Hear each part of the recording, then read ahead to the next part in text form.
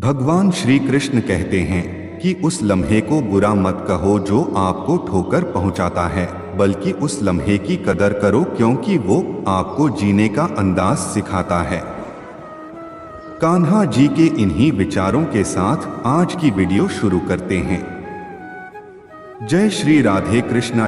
एक समय स्वर्गलोक में सबसे बड़ा कौन के प्रश्न को लेकर सभी देवताओं में वाद विवाद प्रारंभ हुआ और फिर परस्पर भयंकर युद्ध की स्थिति बन गई।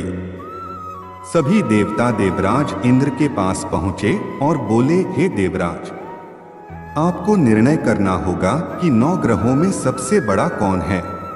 देवताओं का प्रश्न सुनकर देवराज इंद्र उलझन में पड़ गए और कुछ देर सोचकर बोले, हे देवगणों, मैं इस प्रश्न का उत्तर देने में असमर्थ हूं। पृथ्वीलोक में उज्जैनी नगरी में राजा विक्रमादित्य का राज्य है। हम राजा विक्रमादित्य के पास चलते हैं क्योंकि वह न्याय करने में अत्यंत लोकप्रिय हैं। उनके सिंहासन में अवश्य ही कोई जादू है कि उस पर बैठकर राजा विक्रमादित्य दूध का दूध और पानी का पानी अलग करने का न्याय करते हैं। देवराज इंद्र के आदेश पर सभी देवता पृथ्वी लोक में उज्जैनी नगरी में पहुंचे।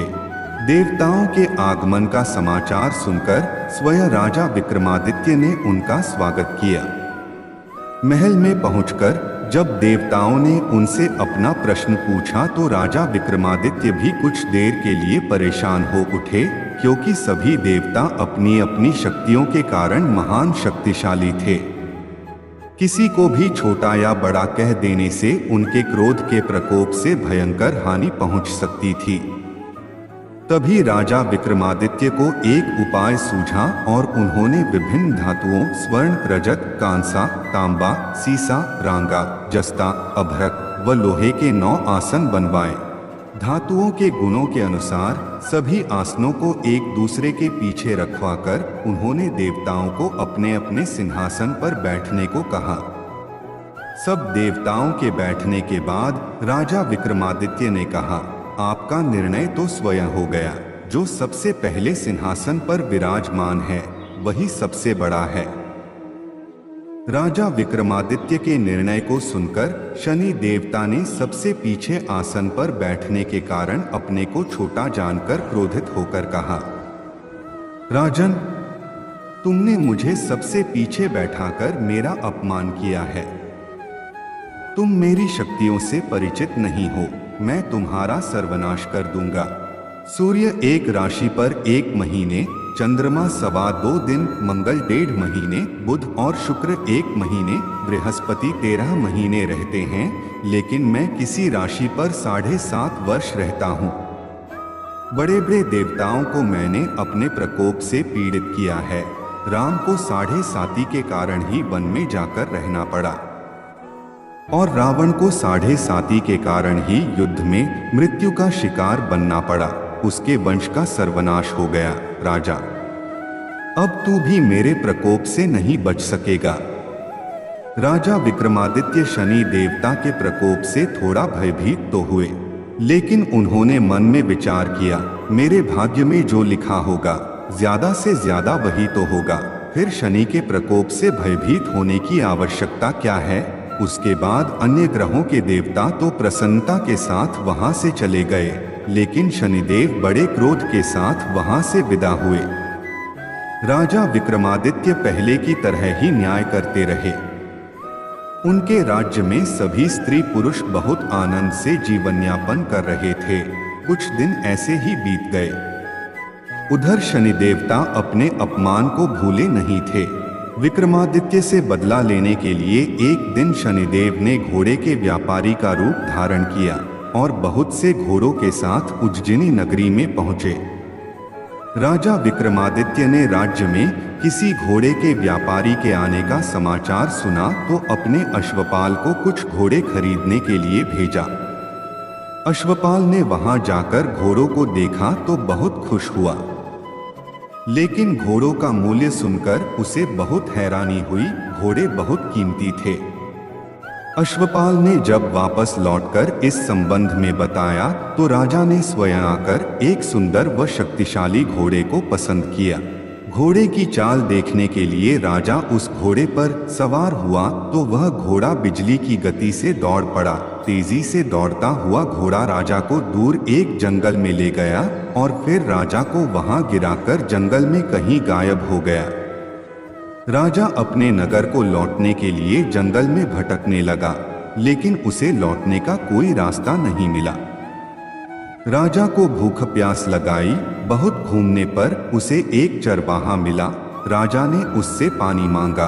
पानी पीकर राजा ने उस चरवाहे को अपनी अंगूठी दे दी। फिर उससे रास्ता पूछकर वह जंगल से बाहर निकलकर पास के नगर में पहुंचा। राजा ने एक सेठ की दुकान पर बैठकर कुछ देर आराम किया। उस सेठ ने राजा से बातचीत की तो राजा ने उसे बताया कि मैं उज्जैनी से आया हूँ। राजा के कुछ देर दुकान पर बैठने से सेठ जी की बहुत बिक्री हुई। सेठ ने राजा को बहुत भाग्यवान समझा और उसे अपने घर भोजन के लिए ले गया। सेठ के घर में सोने का एक हार खूंटी पर लटका हुआ था। राजा को उस कमरे में अकेला छोड़कर सेठ कुछ देर के लिए बाहर गया। तभी एक आश्चर्यजनक घटना घटी। राजा के देखते देखते सोने के उस हार को खूंटी निगल गई। सेठ ने कमरे में लौटकर हार को गायब देखा तो चोरी का संदेह राजा पर ही किया, क्योंकि उस कमरे में राजा ही अकेला बैठा था। सेठ ने अपने नौकरों से कहा कि इस परदेसी को रस्सियों से बांधकर नगर के राजा के पास ले चलो। राजा ने विक्रमादित्य से हार के बारे में पूछा तो उसने बताया कि उसके देखते ही देखते खूंटी ने हार को निगल लिया था। इस पर राजा ने क्रोधित होकर चोरी करने के अपराध में विक्रमादित्य के हाथ पांव काटने का आदेश दे दिया। राजा विक्रमादित्य के हाथ पांव काटकर उसे नगर की सड़क पर छोड़ दिया गया। कुछ दिन बाद एक तेली उसे उठाकर अपने घर ले गया और उसे अपने कोल्हू पर बैठा दिया। राजा आवाज देकर बैलों को हाँकता रहता। इस तरह तेली का बैल चलता रहा और राजा को भोजन मिलता रहा। शनि के प्रकोप की 7.5 पूरी होने पर वर्षा ऋतु प्रारंभ हुई। राजा विक्रमादित्य एक रात मेघ मल्हार गा रहा था कि तभी नगर के राजा की लड़की राजकुमारी मोहिनी रथ पर सवार उस तेली के घर के पास से गुजरी। उसने मेघ मल्हार सुना तो उसे बहुत अच्छा लगा और दासी को भेजकर गाने वाले को बुला लाने को कहा। दासी ने लौटकर राजकुमारी को अपंग राजा के बारे में सब कुछ बता दिया। राजकुमारी उसके मेघ मल्हार पर बहुत मोहित हुई थी।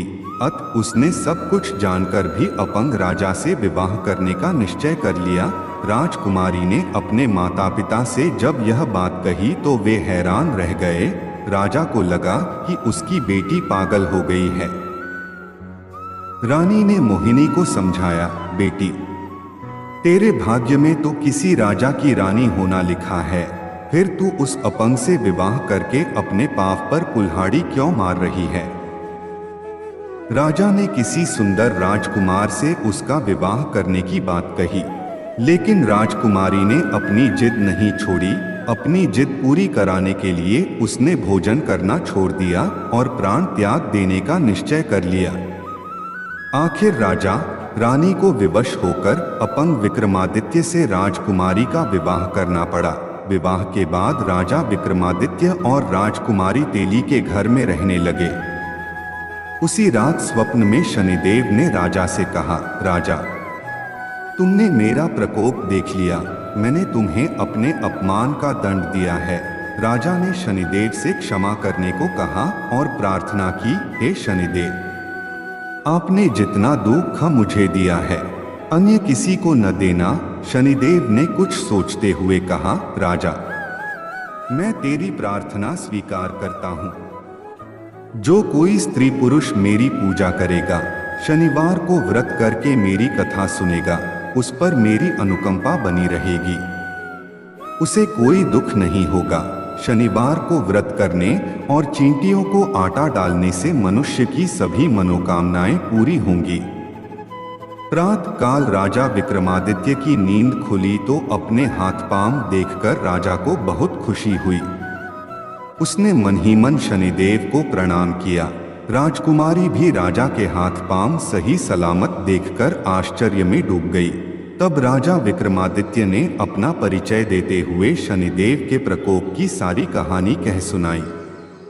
सेठ को जब इस बात का पता चला तो दौड़ता हुआ तेली के घर पहुंचा और राजा के चरणों में गिरकर क्षमा मांगने लगा। राजा ने उसे क्षमा कर दिया, क्योंकि यह सब तो शनिदेव के प्रकोप के कारण हुआ था। सेठ राजा को अपने घर ले गया और उसे भोजन कराया। भोजन करते समय वहां एक आश्चर्यजनक घटना घटी। सबके देखते देखते उस खूंटी ने वह हार उगल दिया। सेठ जी ने अपनी बेटी का विवाह भी राजा के साथ कर दिया और बहुत से स्वर्ण आभूषण, धन आदि देकर राजा को विदा किया। राजा विक्रमादित्य राजकुमारी मोहिनी और सेठ की बेटी के साथ उज्जैनी पहुंचे तो नगरवासियों ने हर्ष से उनका स्वागत किया। उस रात उज्जैनी नगरी में दीप जलाकर लोगों ने दिवाली मनाई। अगले दिन राजा विक्रमादित्य ने पूरे राज्य में घोषणा करवाई, शनि देव सब देवों में सर्वश्रेष्ठ हैं। प्रत्येक स्त्री पुरुष शनिवार को उनका व्रत करें और व्रत कथा अवश्य सुने। राजा विक्रमादित्य की घोषणा से शनिदेव बहुत प्रसन्न हुए। शनिवार का व्रत करने और कथा सुनने के कारण सभी लोगों की मनोकामनाएं शनिदेव की अनुकंपा से पूरी होने लगी। सभी लोग आनंदपूर्वक रहने लगे।